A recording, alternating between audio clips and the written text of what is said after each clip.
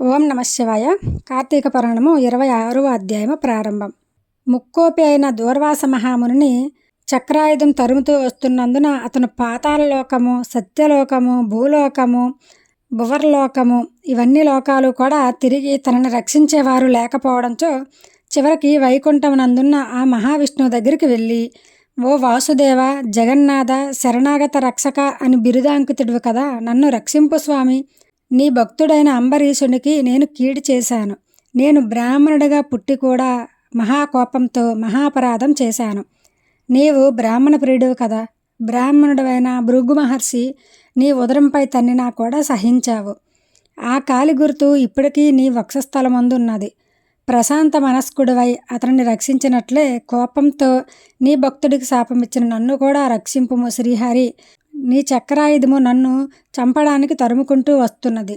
దూర్వాసుడు ఆ శ్రీమన్నారాయణుని పరిపరి విధాలుగా ప్రార్థించాడు.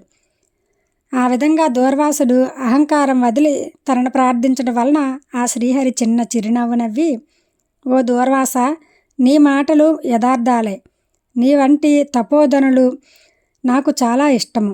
నీవు బ్రాహ్మణుల రూపంలో పుట్టిన రుద్రుడువు. నిన్ను చూసి 3 లోకములందు కూడా భయపడుకుందురా. నేను త్రికరణములచే బ్రాహ్మణులకి ఎటువంటి హింస కలిగించను.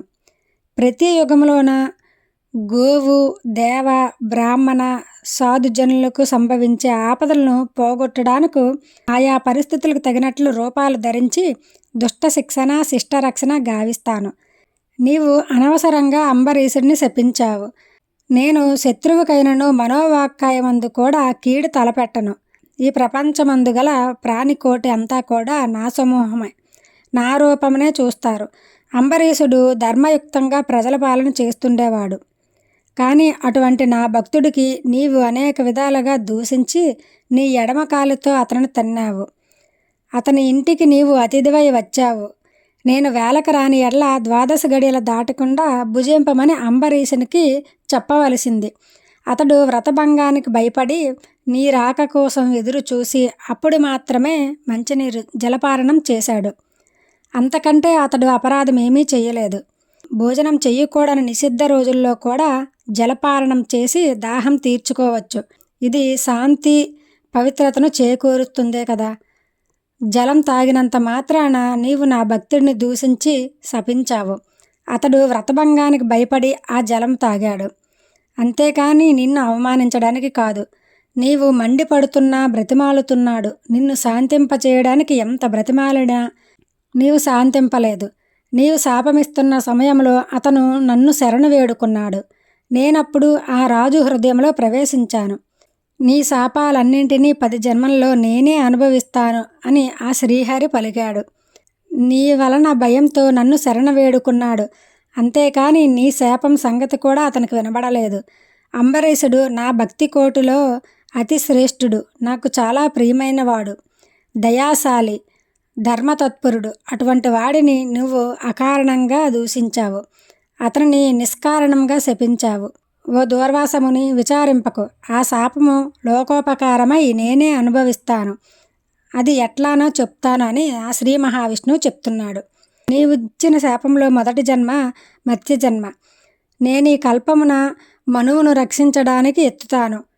సోమకుడున రాక్షసుడిని చంపుటకు మత్స్య రూపం ఎత్తుతాను.